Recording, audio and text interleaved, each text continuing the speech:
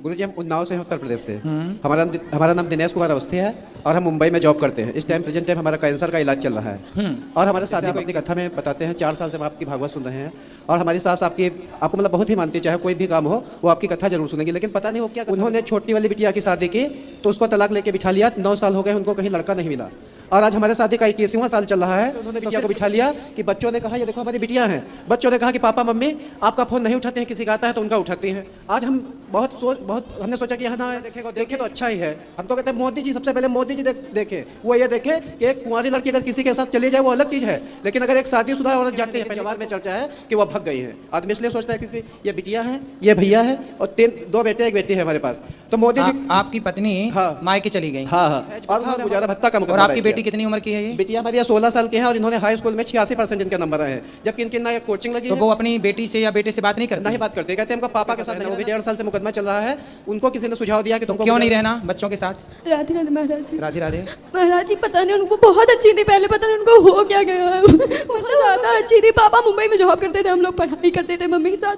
नाना आए, वो 1.5 साल पहले वहाँ के ले गए थे, बोलते थे कि इनकी मम्मी की तबीयत खराब है, एक रात के लिए मोनी को भेज दो, बस चले गए। उसके बाद कहती क्या बच्चे हम लेके आए थे अपने साथ, नटों की फैमिली से, मतलब चले गए बाहर, अब नहीं रहना इनके साथ, डिवोर्स चाहिए।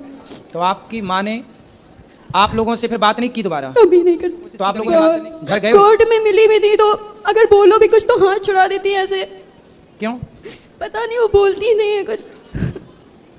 तो फिर कहाँ है माँ? कहाँ उनका? नानी के घर। नानी के घर पे है। वो अभी सुन भी रही होंगी, वो आपकी कथा भागवत मतलब एक भी मिस नहीं करती। मतलब पहले फैन कहते थे उनके, इतना सब कुछ अच्छा चल रहा था, पता नहीं क्या हो गया। कब से हो गया? कितने साल हो गए? ये 20 अप्रैल 2023 से। इधर हमारा जो है दोबारा आपकी बार ऑपरेशन है। पहली बार चलो आपका दर्शन हुआ और एक वो देखिए 3 बच्चों का भाग्य है, मरना तो एक दिन है ही, ठीक है। लेकिन अगर बाई चांस हमारी ऑपरेशन के दौरान मौत हो तो इन सबको फांसी की सजा हो, बस फांसी की सजा ससुराल वालों को, क्योंकि अगर इनको कहीं जाना है तो अपना जाए। तो आपकी ससुराल वालों ने आपकी पत्नी को भड़का दिया? साली ने बेटी से बात साली ने करा? सबसे ज्यादा। तो आपकी मौसी, वो मम्मी मतलब हम लोगों से बहुत प्यार करती है, लेकिन मौसी के आगे किसी की नहीं सुनती है। तो आपकी मौसी कुंवारी हैं कि शादी हो गई? पर वो अपने मतलब बुआ के, अब हम उनकी शादी में 9 साल के थे, 6 साल हो गए उनकी शादी को, तो 40 दिन उनके तिलक के बचे थे, वो गले मिल रही थी पवन मामा से किचन में। वो हमने देख लिया था, तब से वो चिढ़ती थी। किससे गले मिल रही थी? वो अपने बुआ के ननद के लड़की के। अच्छा, आपकी मौसी? जी, तभी से वो बहुत चिढ़ती थी। अरे हम 3 भाई बहन हैं, आप ही बताइए कि अच्छा, टीम है हम लोग। उसी चिढ़ के कारण आपकी मौसी ने आपका और नाम कहीं भी जाते थे तो वो मतलब बहुत छोटी थी, अपनी मम्मी के जैसी, हम अपने मम्मी पापा के जैसे हैं, तो कहती थी हमारे साथ मत जाया करो, हमको बहुत शर्म आती है, तुम इतनी लंबी चौड़ी। अब कोई क्या कर सकता है उसमें। तो आपकी माँ को ये बात समझ में नहीं आई कि आपकी जो बहन है, अर्थात आपकी माँ की जो बहन है, वो उन्हें भड़का रही है? बस वही तो चीज। तो और नाना नानी नहीं समझा रहे हैं आपके? नाना नानी तो खुद साथ हैं। किसके? मम्मी और मौसी के। कहती हाँ हमारी बिटिया माँ घर तक ही है। घर तक है? तो आपके पापा में क्या ऐसी कमी थी? क्या लड़ाई करते थे? नहीं, पापा लड़ाई नहीं पापा तो मुंबई में जॉब करते थे, मम्मी घर में रहती थी, सब अच्छा चल रहा था, पता नहीं क्या हो गया। कहाँ है आपका? बात कराओ भाई से, बेटा जाओ बात करो,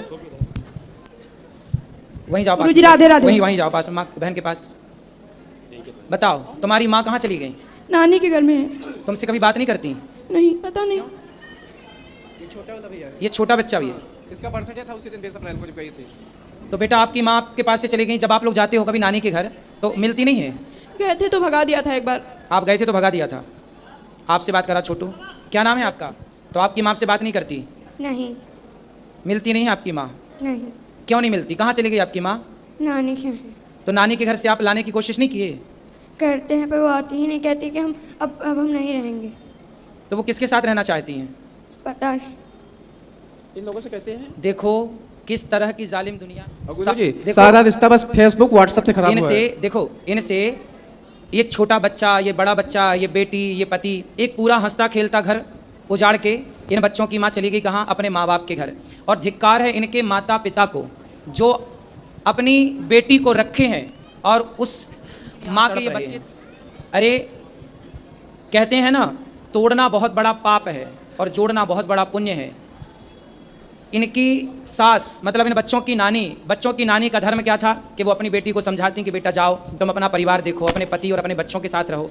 ये कैसी माँ निकली कि अपनी बेटी को अपने बच्चों से अलग? कैसी नानी और कैसी माँ है ये? इस कलयुग में पता नहीं क्या क्या देखने को मिलेगा। एक बेटी का 9 दिन में तलाक करवा के बैठ गई है और 7 साल हो गया कहीं लड़का नहीं ढूंढ पाई है।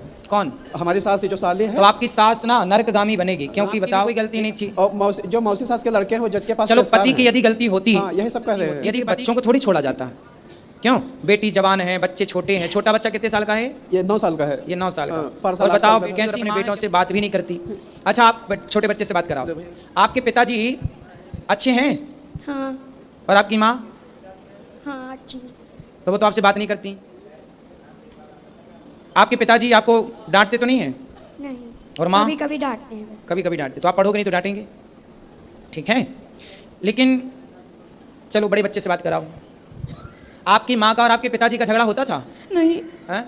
नहीं होता था? नहीं होता आपने कभी लड़ाई झगड़ा करते देखा? नहीं।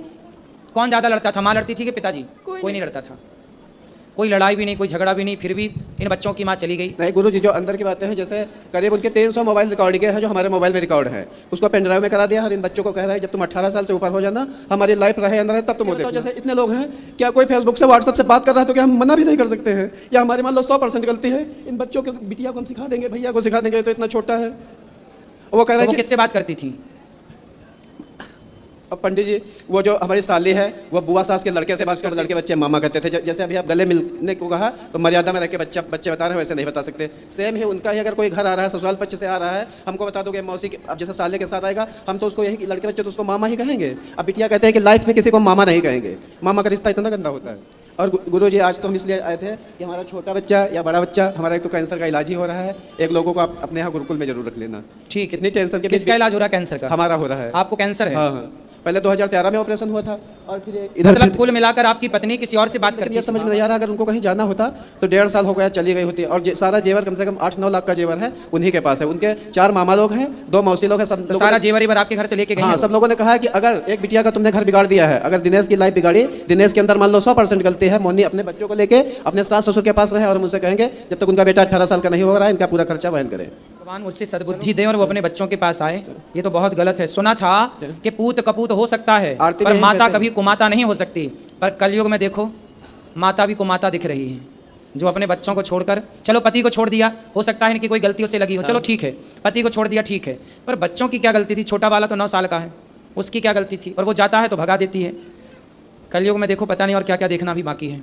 चलो भगवान उससे सद्बुद्धि दें और आपका घर बस जाए। हम तो यही बच्ची से बात करा, बेटी से। क्या नाम है आपका? आराध्या अवस्थी। तो आराध्या, आपकी माँ किसी से बात करती थी, आपको पता था? जी। किससे बात करती थी? हिमांशु। हिमांशु? कौन है ये हिमांशु? गुप्ता। हिमांशु गुप्ता कहाँ के हैं?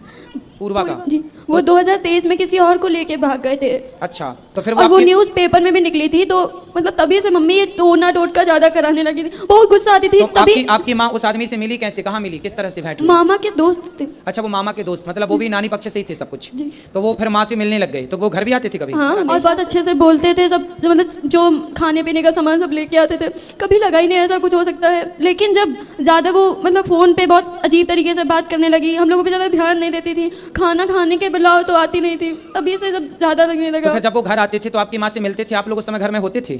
कभी कभी होते थे। जब होते थे तो आप देखते थे और तो और वो तो बात अलग है। लेकिन हमारे पापा मुंबई में जॉब कर रहे थे, तब भी मुंबई का एक इंसान हमारे घर आया था, हम लोग दूसरे कमरे में थे, मम्मी कुंडी बंद करके चली गई थी दूसरे कमरे में। अच्छा,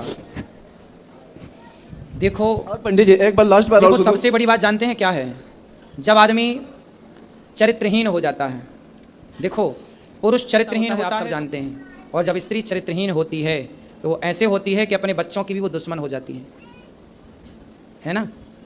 स्त्री जब अच्छी होती है तो उसे माँ कहते हैं, उसे माँ कहते हैं, वो बहुत अच्छी होती है। और जब वो भटकती है तो वो स्त्री ऐसी हो जाती है जैसी ये है। देखो इतने बड़े बड़े बच्चे हैं, लेकिन वो स्त्री किसी और के साथ रहती है, किसी और से बात करती है, किसी और से कुंडी लगा के मिलती है, और ये सब बच्चे देख रहे हैं, तो क्या प्रभाव जाएगा बच्चों में? क्या सीखेंगे बच्चे? कितना गलत प्रभाव जाता है। इसलिए कहते हैं अपनी वासनाओं को, अपनी इच्छाओं को कंट्रोल करो और अपने पति और अपनी पत्नी में खुश रहो। दिल लगा गधी से तो परी किस काम की, दिल लगा गधे से। तो बस बात वही है। बहुत सारी स्त्रियों के केस ऐसे हैं कि जब स्त्रियां इस तरह से रास्ता भटकती हैं तो वो अपने बच्चों की, अपने पति की दुश्मन हो जाती हैं। बहुत सारी स्त्रियां तो ऐसे केस में अपने बच्चे, अपने पति को मरवा तक देती हैं, अपने होने वाले यार की। प्यार अंधा होता है और ये प्यार नहीं है। इन बच्चों की माँ जो कर रही है वो प्यार नहीं है, वो केवल वासना है। उसके शरीर की अभी जो इच्छाएं हैं वो ना जाने कितने पुरुषों से पूरी होंगी। यही है सब खेल, पूरा खेल इस वासना का है। और जिसने गुरुजी- अपने अंदर की वासना को जीत लिया वही संत है, और जो नहीं जीत सका उसी का अंत है। और गुरुजी, एक हम पूजा पाठ हम बहुत करते हैं, इलाज भी चल रहा है, और लेकिन एक हमारा ये थोड़ा है, हम एक झूठ बोलते हैं हर जगह। आप- जैसे हाँ, जैसे कोई मतलब पहली बात बिटिया हमारी है, एक साल में बहुत दुबली हो गई, बहुत लोग ये नहीं भाप पाते हैं कि हम लोग बाप बिटियाँ हैं।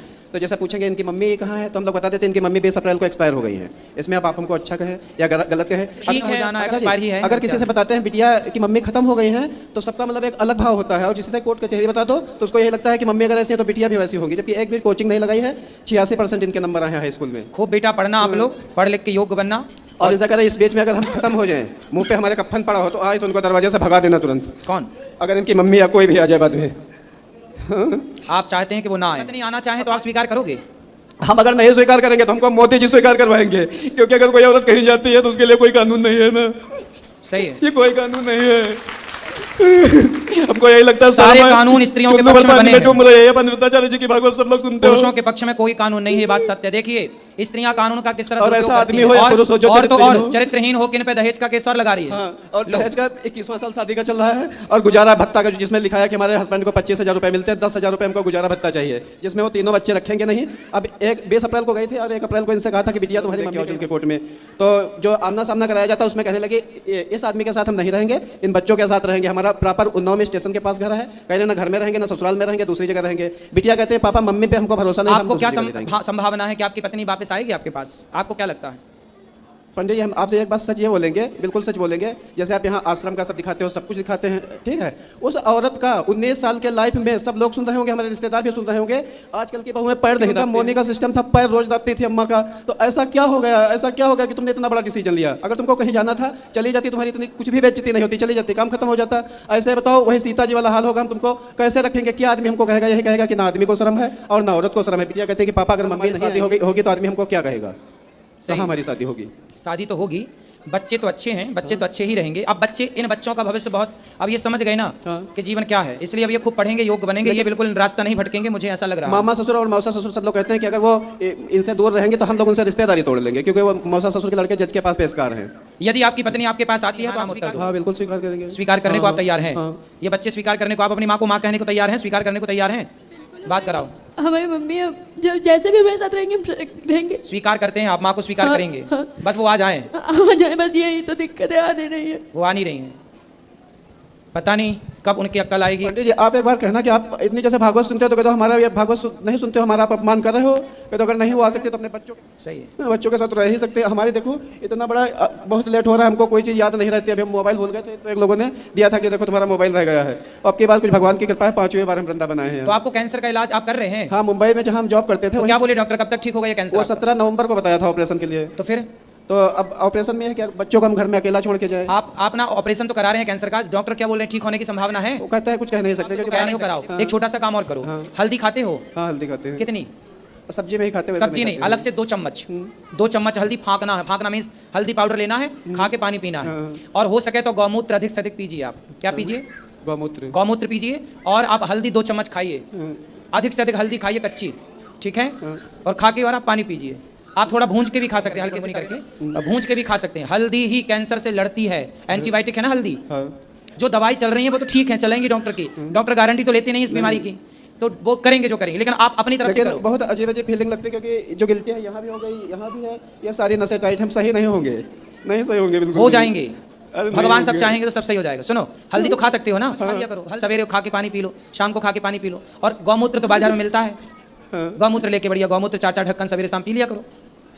और गुरुजी, एक बेटे को हमारे जरूर ध्यान रखिए। आप पहले स्वस्थ हो जाइए, हम तो ये चाहेंगे कि आप कैंसर से मुक्त हो जाएं। भगवान आपको, पत्नी चली गई ये दुख तो है ही है, दूसरा दुख ये है कि कैंसर है।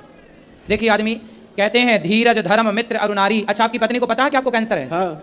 तो पत्नी के जाने के पहले से कैंसर था कि बाद में हुआ? पहले से ही है। पहले से था। हाँ। चौपाई है एक, धीरज धर्म मित्र अरुणारी आपतकाल पर रखिए चारी। धीरज मतलब धैर्य, धर्म मतलब दोस्त मित्र, नारी मतलब पत्नी। इन चारों की परीक्षा विपत्ति के समय में होती है। जब हम अच्छे होते हैं, पैसा होता है, सब अच्छा, तब सब लोग साथ देते हैं, लेकिन जब समय बिगड़ता है उस समय जो साथ दे उनमें एक पत्नी भी होती है। यदि उस समय वो पत्नी नहीं पतिव्रता मानी जाती है।